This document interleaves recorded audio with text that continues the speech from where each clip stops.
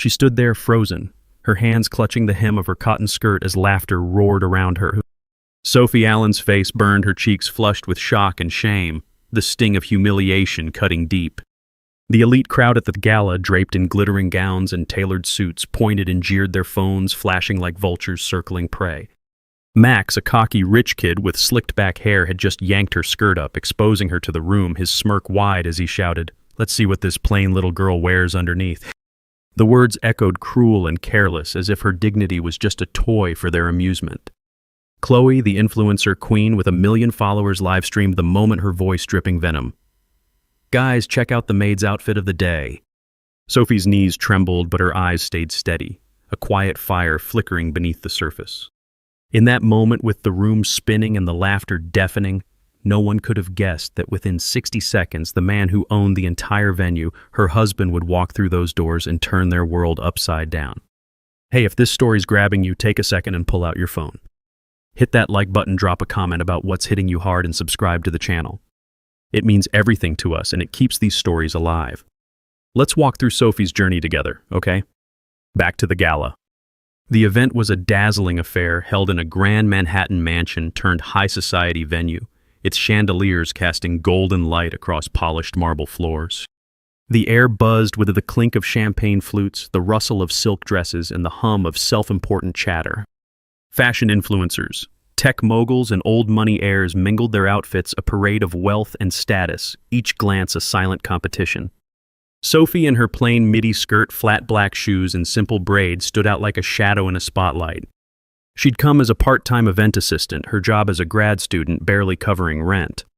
Her face was bare of makeup, her presence quiet but purposeful, her hands steady as she handed out programs. But to the crowd, she was an intruder, a nobody who didn't belong, an easy mark for their polished cruelty. As Sophie navigated the crowd balancing a tray of programs, a group of young women in glittering cocktail dresses blocked her path, their laughter sharp and deliberate. One, a brunette with a pearl headband and a venomous smile, snatched a program from the tray, letting it flutter to the floor. "Oops, clumsy me," she said, her voice loud enough to draw stares. "Maybe you're better at sweeping than serving, huh?" Her friends cackled, one kicking the program under a table, forcing Sophie to bend down to retrieve it. The crowd nearby chuckled, some filming, their phones glinting. Sophie's hands shook slightly as she picked up the paper, but she straightened her eyes, calm. "I'm here to help, not entertain," she said, her voice low but firm. The brunette smirked, tossing her hair. "Keep dreaming," she said, her friends laughing as Sophie walked away, the weight of their scorn pressing against her back. Chloe, a 25-year-old influencer with a platinum blonde bob and a diamond choker that screamed new fame, spotted Sophie first. She leaned into her clique, a group of women in shimmering dresses, her voice carrying over the music. "Look at her, so plain. That skirt, street vendor chic." Her friends giggled, their manicured nails catching the light as they raked their eyes over Sophie's outfit. Chloe pulled out her phone, starting a live stream, her smile sharp as a knife. "Okay guys, rate this fashion disaster. Maid vibes, right?" The comments flooded in laughing emojis and vicious jabs piling up. Sophie's hands tightened on the stack of programs, her knuckles paling, but she kept moving her steps, even her gaze fixed ahead. A middle-aged woman in a sequined gown, her lips pursed, caught Sophie's eye and smirked. "Honey, borrow something decent next time," she said, her voice dripping condescension. Sophie paused, her eyes steady. "I'm here to work, not perform," she said, her voice low but firm. A few guests raised eyebrows, caught off guard, but Chloe scoffed, rolling her eyes, her phone still recording. In the bustling cocktail hour, a man in a tailored tuxedo, his cufflinks gleaming, approached Sophie as she refilled a tray of canapes. He leaned in, his breath heavy with whiskey, his voice loud enough for the nearby crowd to hear. "You know, they hire people like you so we don't have to look at you," he said, his smile cruel, his eyes glinting with entitlement. The guests around him laughed, some clapping, their amusement feeding his ego. "Stick to the kitchen next time," he added, waving her off like a servant. Sophie's tray wobbled slightly, her fingers tightening on the edge, but she met his gaze, her voice steady. "I'm here to do my job," she said, her words soft but pointed. The man laughed, turning to his friends, but a few guests shifted uncomfortably, their smiles fading as Sophie walked away, her braids swaying, her dignity intact, despite the sting. Max, a 24-year-old trust fund kid with a Rolex glinting under the lights, swaggered over his grin, predatory, his friends trailing like a pack of wolves. What's this, Chloe? The help trying to blend in, he said loud enough for the nearby crowd to chuckle.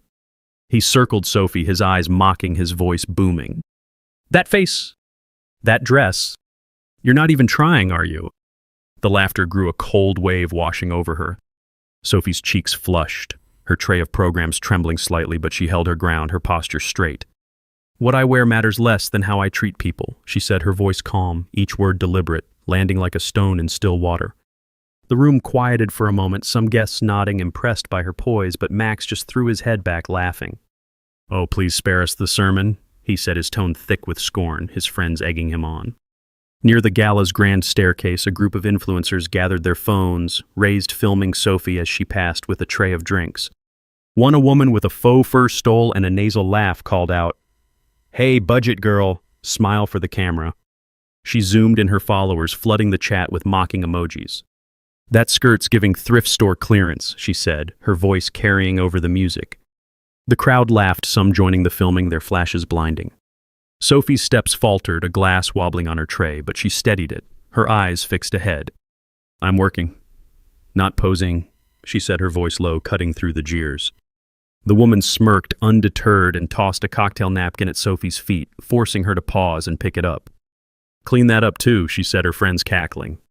Sophie retrieved the napkin, her hands steady, but her breath hitched a small crack in her calm. Before Sophie could move on, a man in a velvet jacket, his hair slicked with gel, stepped into her path holding a glass of red wine.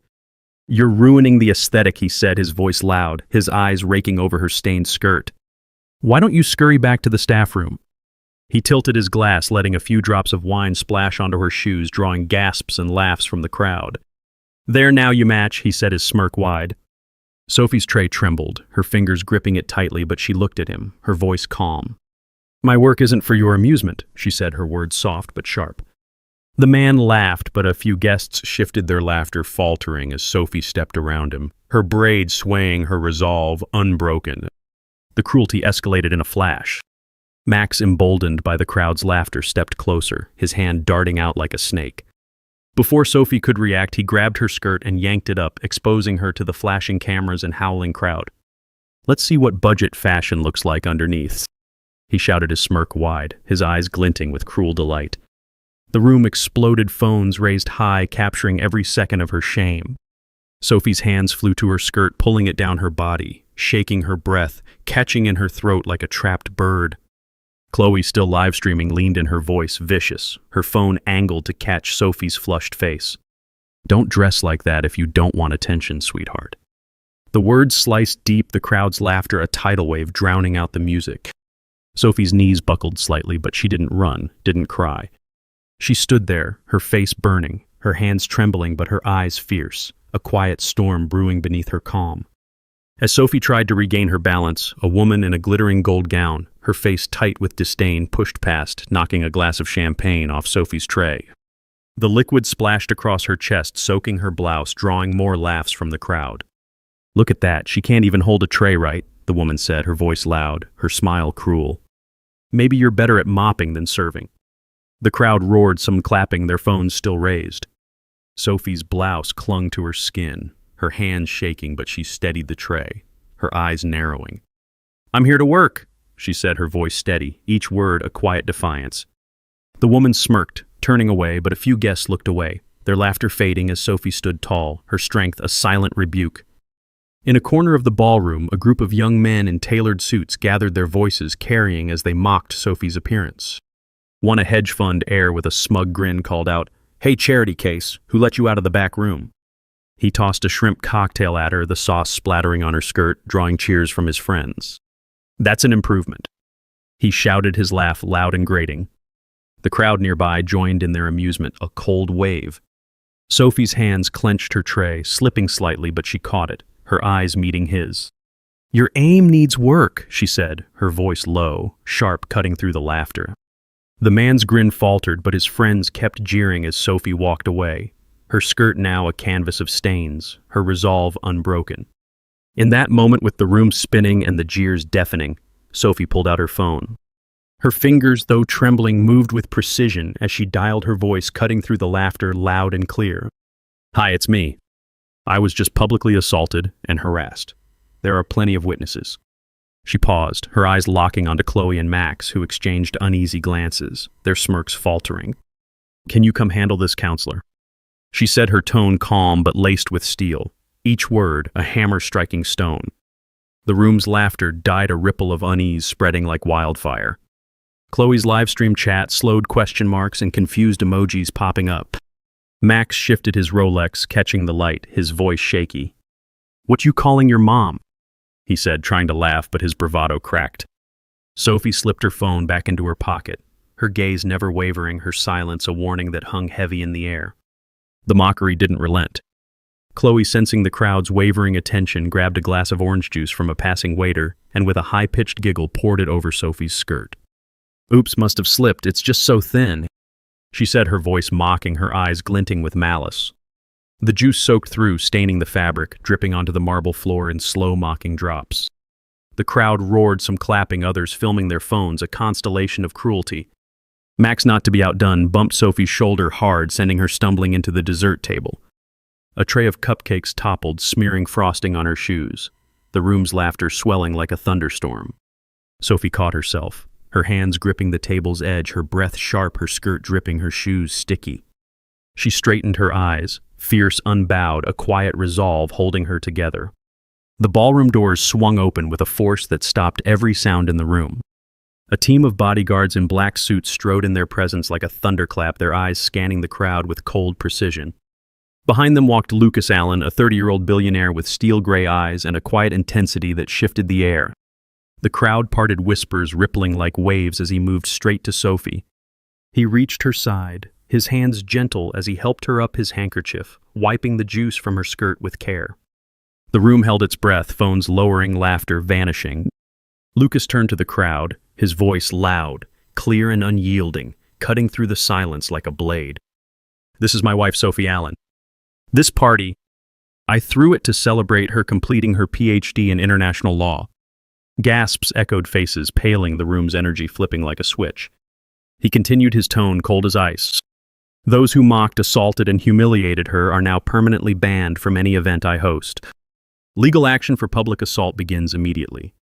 As Lucas spoke, a young woman in a sapphire gown who'd thrown the cocktail napkin earlier froze, her phone slipping from her hand, clattering to the floor. I didn't mean it, she stammered, her voice barely audible, her eyes wide with panic.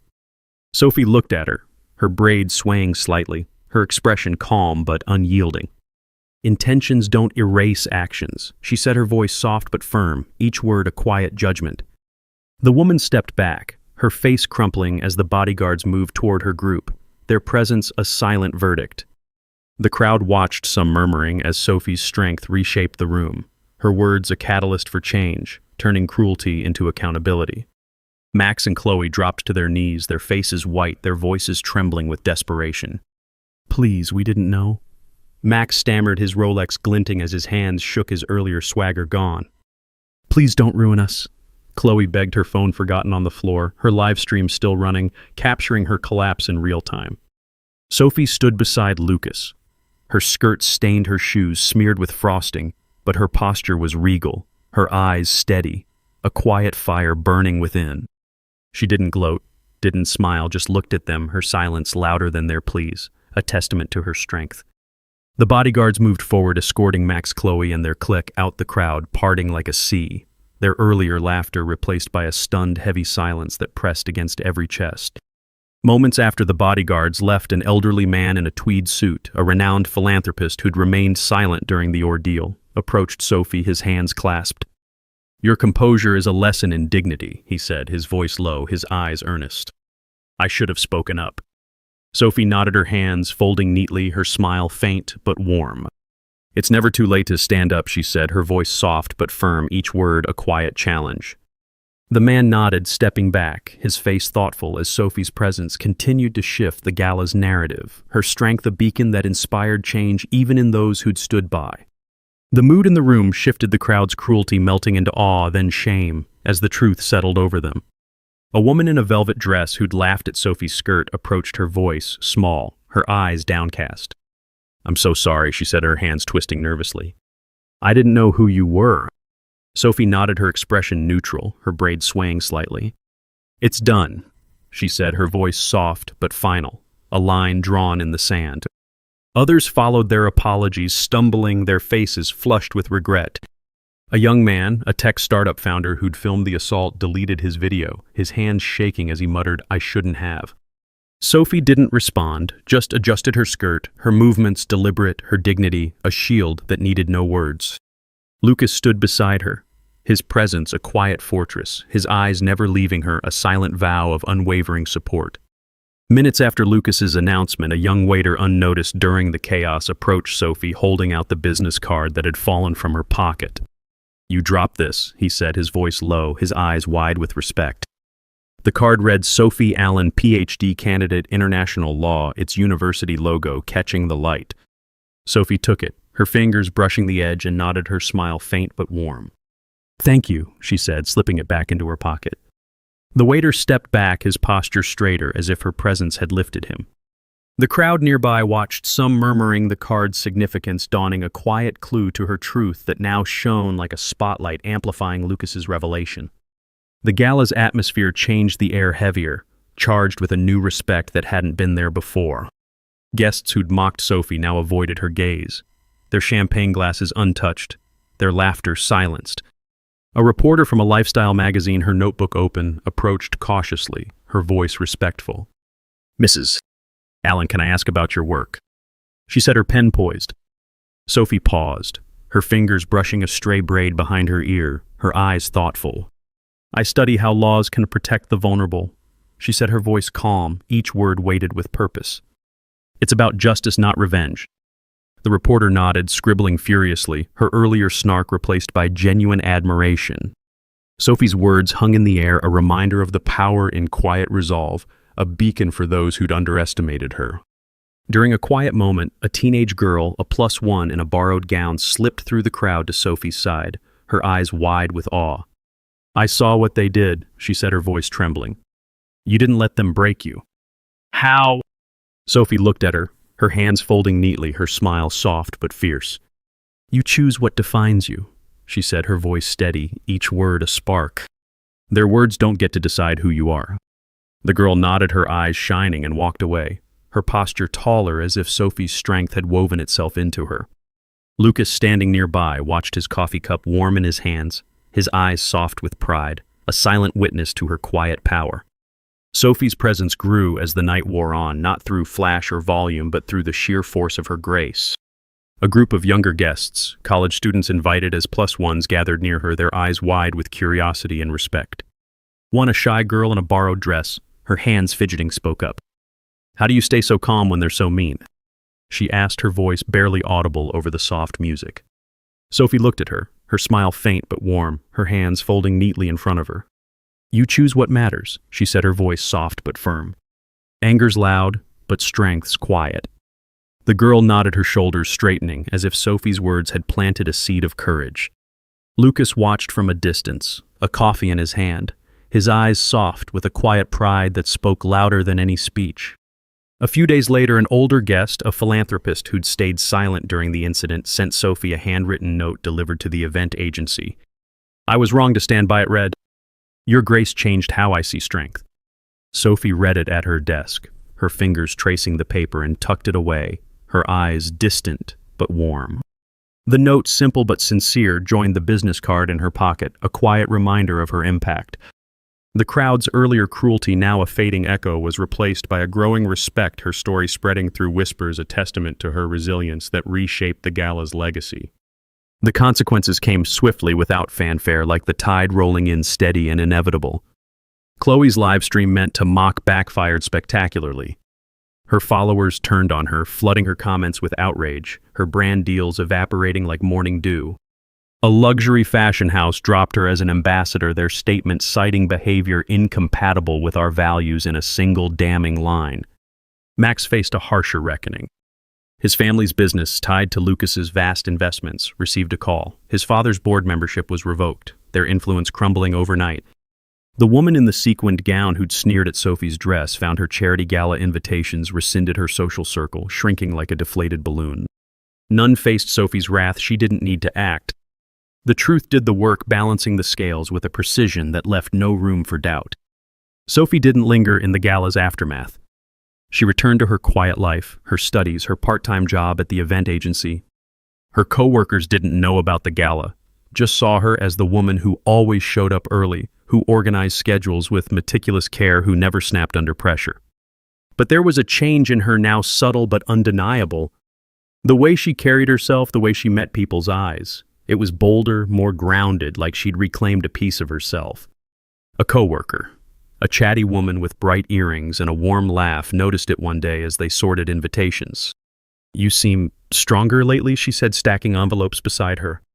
Sophie smiled, a small private curve of her lips, and kept working her hands steady, her heart a little lighter than before. A week later, Sophie was back at the venue, not as a guest, but as a volunteer helping with a charity event for underprivileged students.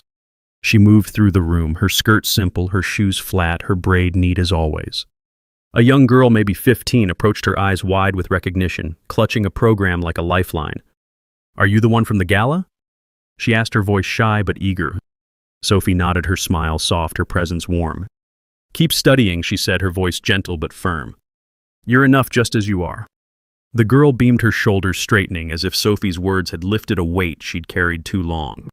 Lucas watched from the sidelines, his presence quiet, his eyes warm with pride. He didn't interrupt, just let her shine, her grace filling the room like a soft, steady light. The gala's legacy spread beyond the mansion's gilded walls, its story taking root in the city's collective memory. A local news outlet ran a feature, the PhD student who humbled an elite crowd, the article praising Sophie's poise, her intellect, her quiet strength. The footage of Lucas's entrance played on repeat, his words a rallying cry for decency. Community groups reached out, inviting Sophie to speak, to inspire others with her story. She accepted a few, her talk simple but powerful, her message unwavering: dignity isn't bought, it's lived. She stood before audiences, her voice steady, her presence a reminder that true power doesn't need to shout, doesn't need to dazzle, it just needs to stand. Sophie's past flickered in small, unspoken moments like shadows cast by a passing cloud. A locket around her neck, rarely opened, held a photo of a younger her standing beside her parents, their faces stern but proud, their expectations a weight she'd learned to carry lightly. She'd touch it sometimes, her fingers lingering on the worn silver before tucking it away, a quiet tether to her roots. A phrase overheard at the gala, "You're nothing without a name," made her pause, once her eyes distant, her hands stilling on her braid. She didn't speak of her family's wealth, the disciplined upbringing that had shaped her resilience, the choices she'd made to live simply. She didn't need to. Her actions, her strength, her grace said enough, louder than any title or fortune ever could. The mansion felt different now, its chandeliers casting a softer glow, its marble floors warmer underfoot. Guests spoke of Sophie, asked about her, shared her story with a quiet reverence. The staff enforced stricter conduct rules, their eyes sharper, their tolerance for cruelty vanished. New events brought new faces, some inspired by her, their outfits simpler, their smiles braver, their presence a quiet echo of her own. Sophie didn't seek the attention, didn't crave the praise. She just kept working, kept studying, kept showing up, her plain skirt, a symbol of something bigger, resilience, truth, the unshakable power of standing tall. It's strange how 1 minute can rewrite everything. How a woman in a simple skirt can face a storm of cruelty and leave it silent, her strength a beacon in the dark. How the loudest mockers end up humbled, their pride shattered by a truth they couldn't see. Sophie didn't need their fear or their regret. She just needed to stand, to speak, to let her grace shine. And it did, brighter than any chandelier, stronger than any storm. Where are you watching from? Leave a comment below and hit follow to walk with me through heartbreak, betrayal, and finally healing.